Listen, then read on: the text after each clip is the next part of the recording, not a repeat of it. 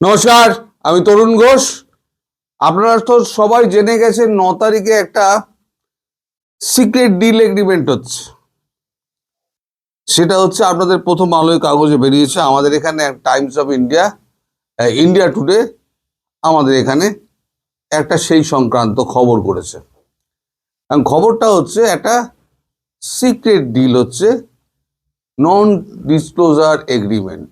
এই জানুয়ারির মিডলে একটা হয়েছিল নন ডিসক্লোজার এগ্রিমেন্ট, কাউকে বলা যাবে না, পার্লামেন্ট আলোচনা করা যাবে না, পার্লামেন্ট বলে তো কিছু নেই।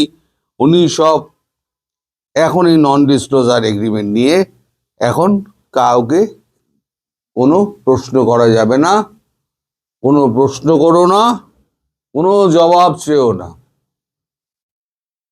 এখন কাগজে যেটা বেরিয়েছে, under secret deal Bangladesh six tariff cuts from US after big win for India. এটা বেরিয়েছে আমাদের 6 তারিখে। US and Bangladesh are reportedly set to sign a trade deal on February 9, just 9 days before election in Bangladesh, first since Sheikh Hasina ouster. দেখুন 6 তারিখে বেরিয়েছে।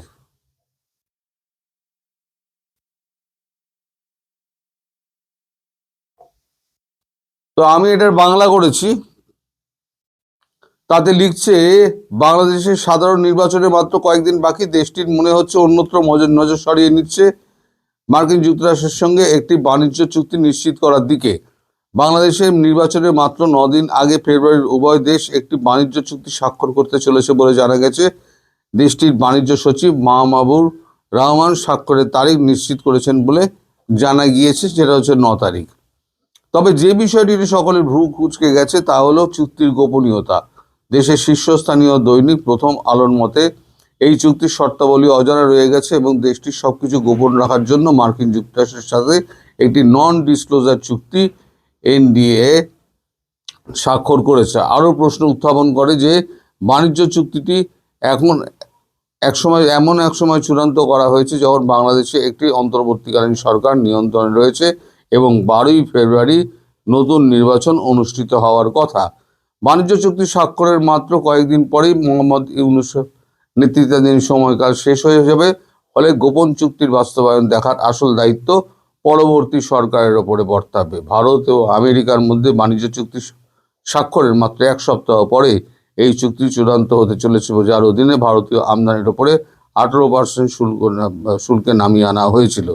তাহলে 18% বাংলাদেশে করা হয়েছে, ভারতে করা হয়েছে, বাংলাদেশের লোককে বলা হচ্ছে এবার এটা 15% করা হবে আমাদের এই চুক্তির মাধ্যমে। কিন্তু সেটা নন ডিসক্লোজার এগ্রিমেন্টে কেন? প্রশ্নটা সেখানেই জাগছে, নন ডিসক্লোজার এগ্রিমেন্টে কেন? আমাদের এখানে যে চুক্তি, যে কোনো দেশে কোনো চুক্তি কোনো দেশের সঙ্গে হলে পরে সেখানে পার্লামেন্টে একটা বিতর্ক হয়। এটা তো আর সেনা শাসিত দেশ নয়, এখানে একটা ডেমোক্রেসি হলেও, মানে এখন ডেমোক্রেসি নেই, তবুও অনেকগুলো রাজনৈতিক দল রয়েছে, তাদের সঙ্গে আলাপ আলোচনা করার একটা দরকার ছিল। কিন্তু কারোর সঙ্গে মোহাম্মদ ইউনূস কোনো আলোচনা করছেন না। তিনি যাওয়ার আগে বাংলাদেশকে শেষ বাঁশটা দিয়ে যাচ্ছেন, মানে আমি তো যাচ্ছি, তোদের যা বাঁশটা আমি দিয়ে যাচ্ছি, এই বাঁশ নিয়ে সারা জীবন তোরা ভুগবে। ব্যাপারটা হলো এইরকম, মানে আমি তো গেলাম, তোদেরকে মেরে গেলাম, এই লোকটাকে নিয়ে কি করা যায়?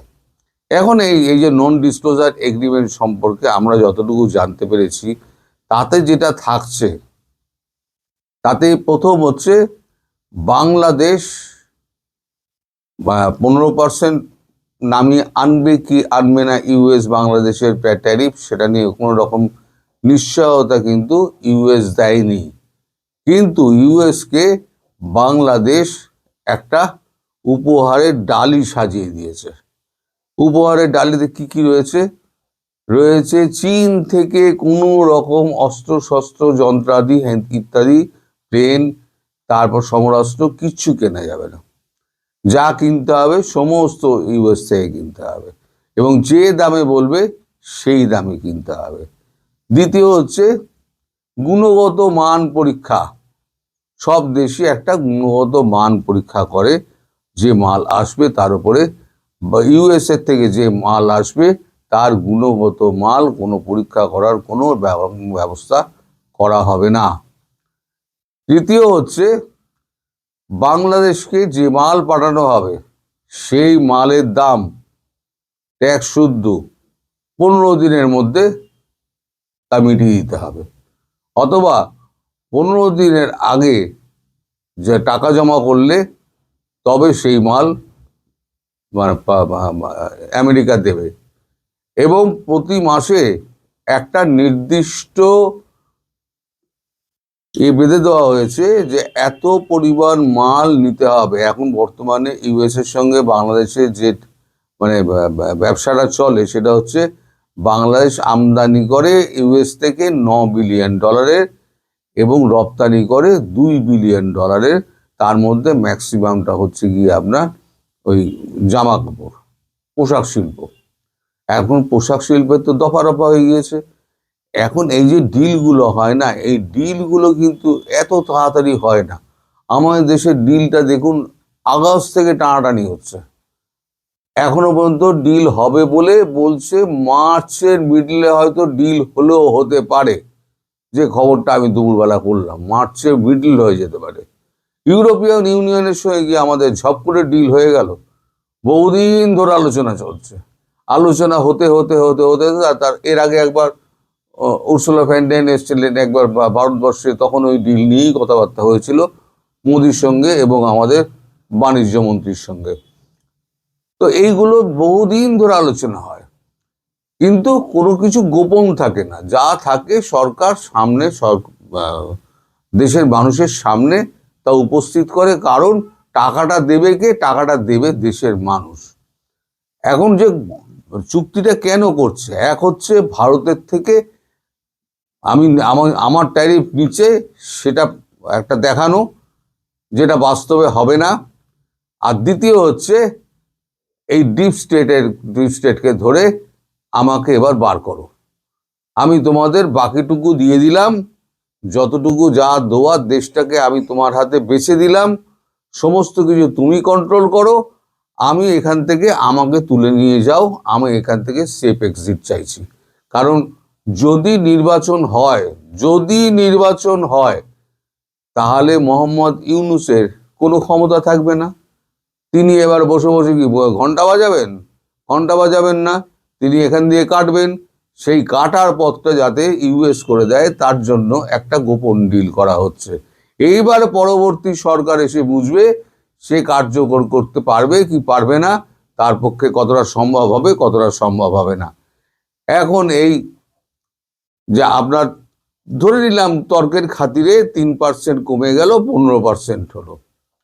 এবার আপনার মেন যেটা উৎপাদন সেটা হচ্ছে পোশাক শিল্প। পোশাক শিল্পের অর্ধেক তো জ্বালিয়ে দিয়েছেন, আপনার লোকজনই জ্বালিয়ে পুড়িয়ে শেষ করে দিয়েছে। বাকি যেটুকু আছে সেটুকু টিকে আছে, কিন্তু মানে আমদানি নির্ভর, তুলো আমদানি হোক, রেশম আমদানি হোক, যাই হোক না কেন সেটা হচ্ছে আমদানি নির্ভর।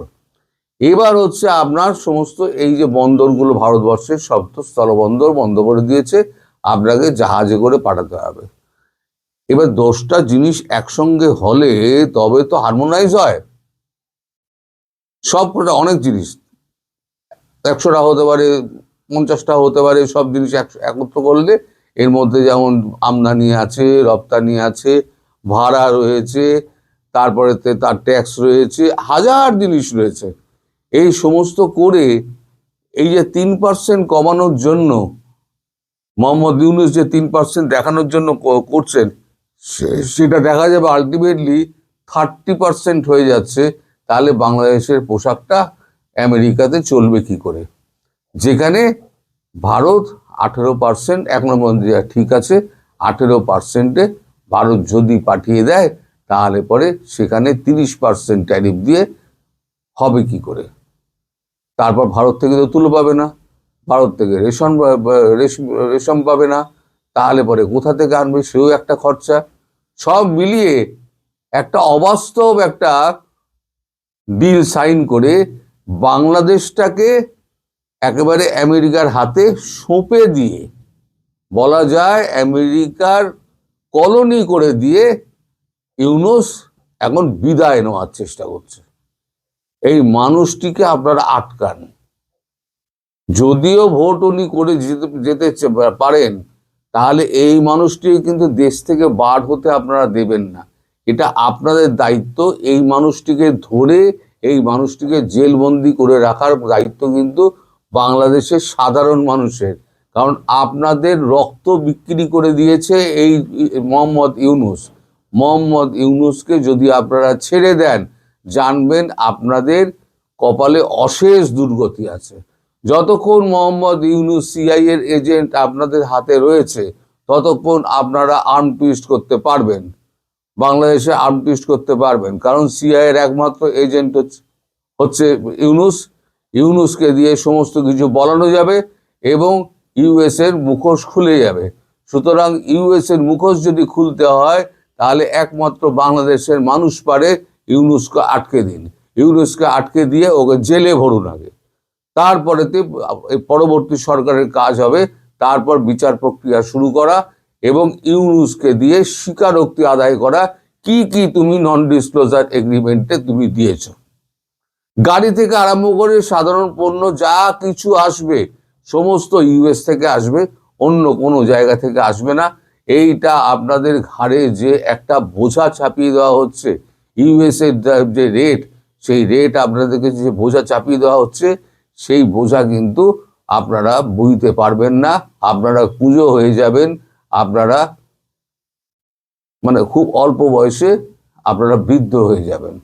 আপনাদের বংশ পরম্পরায় এই যে আপনাদের গোলামির খাতায় নাম লিখিয়ে দিলেন ডক্টর ইউনূস, তাকে আপনারা ছাড়বেন না। যদি ছাড়েন, তাহলে আপনাদের দুর্গতির শেষ থাকবে না। সবাই ভালো থাকবেন, সুস্থ থাকবেন এবং সাবধানে থাকবেন। নমস্কার।